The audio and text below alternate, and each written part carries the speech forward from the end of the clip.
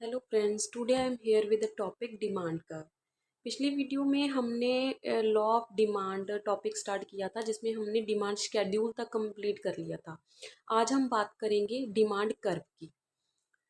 Demand curve a graphic representation of the relationship between product price and the quantity of the product demanded. It is drawn with price of the vertical axis of graph and quantity demanded on the horizontal axis. इसमें क्या होता है कि जैसे हम mathematics में करते हैं कि हम ग्राफ बनाते थे। एक हमारा एक्स एक्सिस होता था और एक हमारा वाई एक्सिस होता था।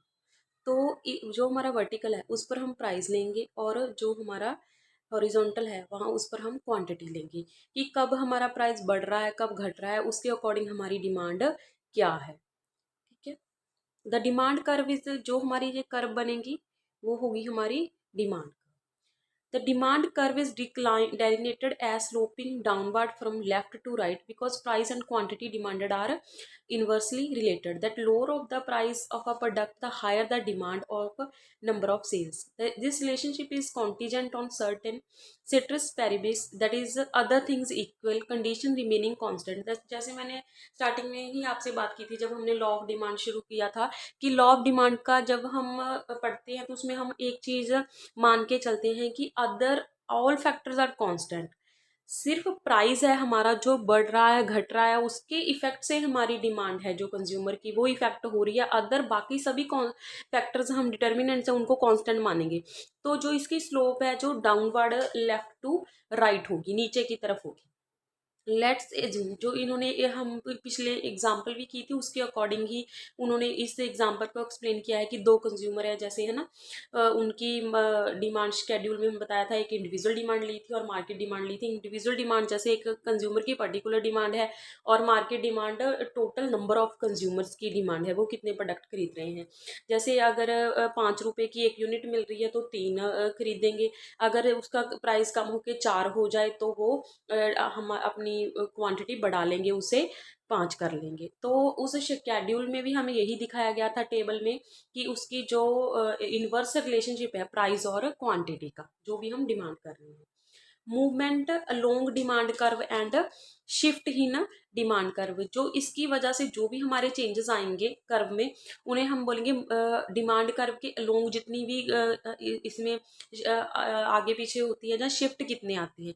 Demand refers to the quantity of a commodity the consumer is willing and capable to purchase at any given time and each possible price. जैसे ये डेफिनेशन हम पिछली वीडियो में कितने बार कर चुके हैं कि एक पर्टिकुलर टाइम पर एक कंज्यूमर जो भी खरीदना चाहता है, जितनी एक बिलिंग है वो एक पर्टिकुलर प्राइस को पे करने के लिए, तो उसके अकॉर्डिंग हमारे एसेंशियल कंपोनेंट क्या हो गए डिमांड लॉ ऑफ डिमांड के। क्वांटिटी जो उसे चाहिए, उसकी इच्छा शक्ति होनी चाहिए, उसका एक पर्टिकुलर प्राइस हो पर्टिकुलर टाइम पीरियड में जो जितनी डिमांड चाहता है।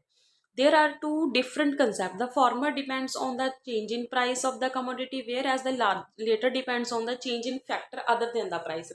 जो हमारे ये दो दिए हैं, एक तो लोंग मूवमेंट अलोंग डिमांड कर्व, एक शिफ्ट। जो हमारा मूवमेंट अलोंग है उसमें हम देखते हैं कि जो प्राइस के कारण डिमांड कर्व में चेंजेस आते हैं, जो शिफ्ट है वो अदर फैक्टर के कारण आते हैं। वैसे तो हमारा लॉ ऑफ डिमांड चल रहा है जिसमें हम सिर्फ प्राइस की बात करेंगे, पर इसको इकोनॉमिस्ट ने अलग अलग इतना ज़्यादा इलेबोरेट किया है डिमांड के कंसेप्ट को, तो हम इसमें अदर फैक्टर्स के कारण जो डिमांड कर्व में शिफ्ट आते हैं हम वो भी डिस्कस करेंगे। पहले हम देखते हैं कि जो क्वांटिटी डिमांडेड है, चेंज इन क्वांटिटी डिमांडेड है, मतलब मूवमेंट अलोंग डिमांड कर्व है जो कि हमारा सिर्फ प्राइस की वजह से है, उसमें क्या इफेक्ट पड़ता है पहले हम वो पढ़ेंगे। Change in quantity demanded occurs when the quantity demanded of a commodity changes due to change in the price. फिर वही आ रही है बात बार बार कि जो क्वांटिटी डिमांडेड में चेंज ड्यू टू प्राइस आ रहा है, बाकी सारे फैक्टर जो हमारे कांस्टेंट है। कभी भी आप अगर डेफिनेशन लिखो डिमांड की लॉ ऑफ डिमांड में, तो आपको ये मस्ट है राइट करना कि other factors remaining constant is ceteris paribus, उसका मतलब है other factor remain constant only we are considering the price. It is represented graphically as a movement along the same demand curve. इसको हमें जब graphically represent करते हैं तो उसे हम कहते हैं कि movement along the demand curve. There are two cases, इसमें हमारे दो केस बनते हैं, एक तो एक्सपेंशन इन डिमांड एंड एक कॉन्ट्रैक्शन इन डिमांड। जो अपवर्ड होता है हमारी कर्व जाती है तो उसे हम एक्सपेंशन बोलते हैं, जो नीचे जाती है जो हमारी डिमांड घटती है तो हम उसे कॉन्ट्रैक्शन बोलते हैं। ठीक है जी। नेक्स्ट हम इसको इस हमारी रिप्रेजेंटेशन को डायग्राम के अकॉर्डिंग देखें। Let's see this. देखिए, ये हमारी एक्स एक्सिस पे है क्वांटिटी जो हमें यूनिट्स में चाहिए, ये हमारा प्राइस है वाई एक्सिस पर, ये हमारी डी क्या है, डिमांड कर्व है। जैसे पहले प्राइस पी था, क्वांटिटी कितनी चल रही थी हमारी क्यू, ये एल पॉइंट हमारा एक इक्विलिब्रियम पॉइंट था। फिर अगर प्राइस कम हो जाए, P1 पर आ जाए, तो क्वांटिटी कहाँ पे आ गई, Q1 पर। अगर P2 पर चला जाए, प्राइस बढ़ जाए, ये हमारा प्राइस बढ़ रहा है, ये घट रहा है, ये हमारी क्वांटिटी घट रही है, ये हमारा प्राइस क्वांटिटी बढ़ रही है। तो इसके अलोंग हमने एक डिमांड कर्व खींची, तीनों इक्विलिब्रियम जो पॉइंट है कंज्यूमर के, ठीक है, ये अलग अलग हमारे पॉइंट आ गए एल एम एन, ये हमारी क्या है, डिमांड कर्व है। Upward movement, when the price increases, जब प्राइस बढ़ा, the quantity demanded increases, quantity भी बढ़ गई। Also known as the contraction of demand where which result in the upward movement from A to C along the same demand quantity. इसमें क्या हुआ, इसे हम क्या बोलेंगे, कॉन्ट्रैक्शन भी बोलेंगे, क्योंकि हमारा जो ऊपर की तरफ जे जा रहा है प्राइस, तो सॉरी, प्राइस ऊपर जा रहा है, तो हमारी क्या है, डिमांड कम होगी है, तो ये डिमांड में कमी आ गई, तो ये हमारा क्या है, कॉन्ट्रैक्शन हो गया। प्राइस बढ़ने के कारण डिमांड हमारी कम होगी, इतनी ज्यादा कम होगी, तो ये हमारी डिमांड कॉन्ट्रैक्शन होगी, downward. It contrast a decrease, जब हमारा प्राइस है जो बढ़ गया, प्राइस कम हो गया, तो क्वांटिटी हमारी बढ़ गई, तो ये हमारा क्या आ गया, एक्सपेंशन हो गया, डिमांड कर्व हमारी क्या है, अलग पॉइंट पर आ जाएगी एक। ठीक है जी। नेक्स्ट है हमारा एक्सपेंशन इन डिमांड, हम आपको और एक्सप्लेन में बताती हूँ मैं। When there is an increase in quantity demanded of a commodity because of fall in price by keeping other factor constant, वही बात बार बार आ रही है कि अगर आप अदर बाकी सारे फैक्टर कांस्टेंट हैं, सिर्फ प्राइस बढ़ने के कारण, प्राइस कम होने के कारण आपकी डिमांड बढ़ रही है, तो वो आपका एक्सपेंशन होगा। Expansion in demand result in downward movement along the same demand curve. It is also known as extension in demand. Increase in quantity demanded, अलग अलग नाम से आपको आ सकता है कि expansion in demand, extension, increase.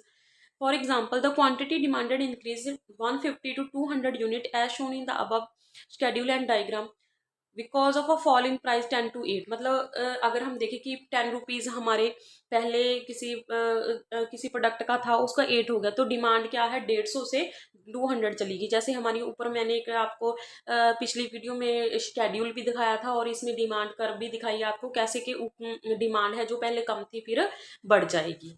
ठीक है।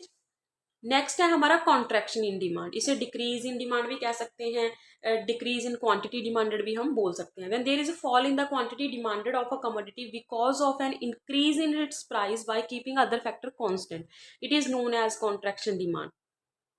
इसकी जो मूवमेंट होगी अपवर्ड चली जाएगी डिमांड कर्व में, जैसे क्या है, प्राइस बढ़ गए हैं और हमारी क्या है, डिमांड कम हो गई है। जैसे यूनिट हमारा जो था कि 15 से 20 रुपए तक उसका बढ़ गया रेट, तो हमने 150 से 100 रुपीज, 100 यूनिट्स ही हम उस प्रोडक्ट की बाय करने लग गए हैं। ठीक है जी। तो ये था हमारा movement along the demand curve, that is expansion in demand and contraction in demand. Next video में हम करेंगे changes in demand, shift in demand curve, उसमें हम डिस्कस करेंगे कि प्राइस के अलावा जो अदर फैक्टर्स हैं वो कितना इफेक्ट करते हैं हमारी डिमांड को।